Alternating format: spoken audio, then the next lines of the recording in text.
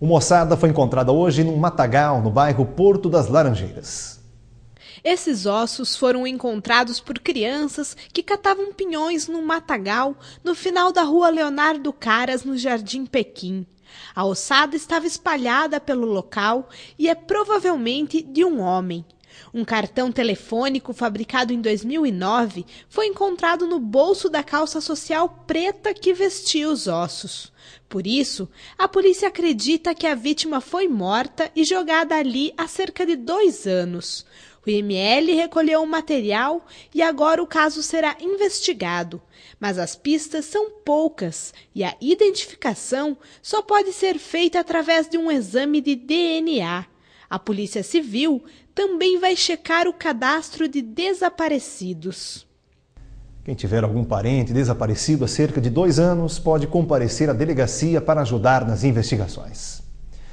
Durante o patrulhamento pelo bairro Vila Glória, em Campo Largo, na noite da última quarta-feira, policiais militares da Rotam do 17º Batalhão localizaram e recapturaram Marcelo Alexandre Pereira, de 19 anos. Marcelinho, como é conhecido, estava foragido da colônia penal agrícola. Segundo os policiais, ao avistar a viatura, Marcelo, que estava a pé, saiu correndo, o que chamou a atenção dos policiais. Eles o perseguiram e conseguiram prendê-lo. O rapaz responde pelos crimes de tráfico de drogas e corrupção de menores. Ele foi preso em novembro de 2009 e condenado a 1 ano, 11 meses e 27 dias de prisão. Em fevereiro do ano passado, Marcelo foi um dos 9 detentos que fugiram do cadeião de Campo Largo.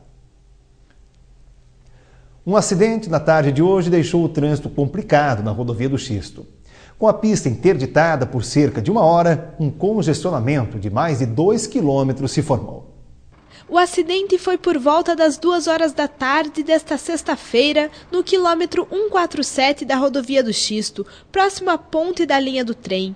Este Corsa, que vinha na pista sentido Araucária-Curitiba, bateu em outro carro na mesma pista e capotou em seguida, invadindo a pista contrária. A condutora do veículo teve ferimentos leves e foi encaminhada pelo SIAT ao hospital municipal. Durante 1h30, a pista sentido Curitiba-Araucária ficou interditada. O congestionamento no local chegou a 2 quilômetros, mas às 4 horas da tarde o trânsito já estava normalizado. Ontem você viu aqui no Jornal Regional imagens de acidentes causados por pessoas que beberam antes de dirigir. Só no último final de semana foram 7 registrados pela Polícia Militar. E você sabe por que beber e dirigir é tão perigoso? Acompanhe na entrevista. Sobre esse assunto que é tão importante, nós vamos falar um pouquinho agora com o médico Luciano Sancari. Ele vai falar um pouquinho pra gente sobre os efeitos do álcool no sangue para mostrar por que o pessoal fica aí desse jeito e acaba causando acidentes quando bebe e depois dirige. Bom, doutor Luciano, nós tivemos aí nesse final de semana 7 flagrantes de embriaguez ao volante, são números que impressionam, cenas que impressionam também. Por que o álcool causa tanto prejuízo assim quando a pessoa vai dirigir? O álcool, em variadas dosagens que a pessoa possa ingerir, pode causar esse prejuízo porque ele é uma droga que diminui a capacidade de concentração, a capacidade de atenção e, em muitas situações, a capacidade de julgamento. A pessoa não consegue julgar corretamente se o que ela está fazendo é correto ou errado. Então, numa atitude como dirigir, onde a atenção é fundamental, onde concentração é fundamental, o álcool traz um prejuízo significativo. As pessoas ainda têm muita resistência a isso, a não beber antes de dirigir, mas às vezes falam, só bebi um pouquinho, foi só uma latinha. A partir de quanto de álcool no sangue da pessoa ele já causa problemas? É algo que é muito importante nós salientarmos, que não existe uma quantidade segura de ingestão de bebida alcoólica, mesmo porque cada pessoa tem um limite diferente para os efeitos da bebida alcoólica.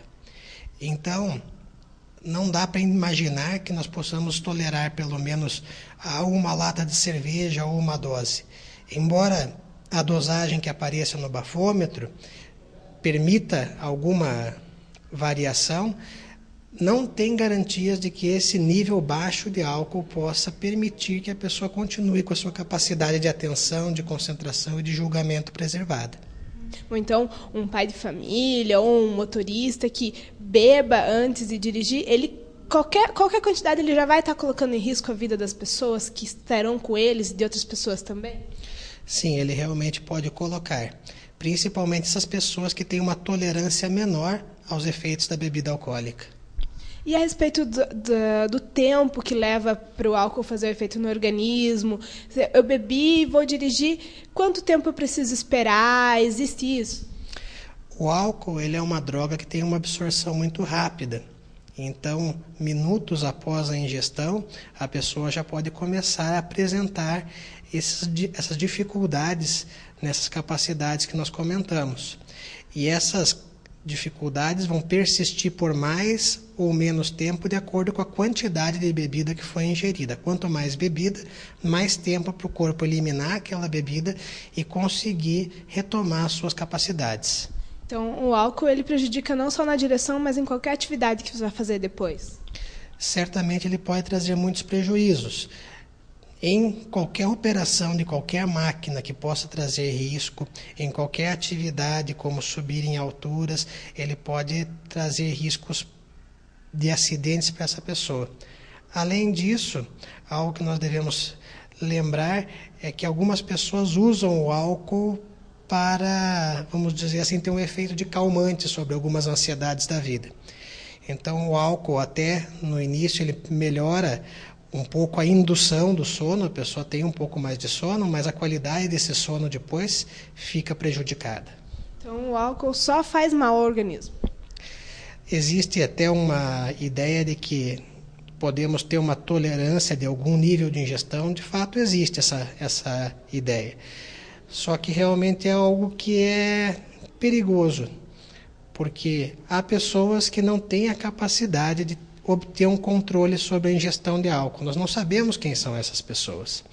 Geralmente quem tem uma história familiar de parentes com problema de alcoolismo são pessoas que têm mais chance e mais tendência a desenvolverem uma dependência pelo álcool. Ok, muito obrigada pelas informações. Bom, então está aí as informações a respeito de como o álcool age no nosso organismo e o melhor mesmo é não beber nada antes de dirigir.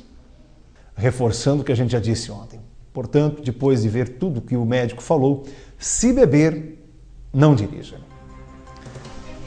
A seguir, a Araucária realizou o primeiro simpósio de prevenção de morte materna.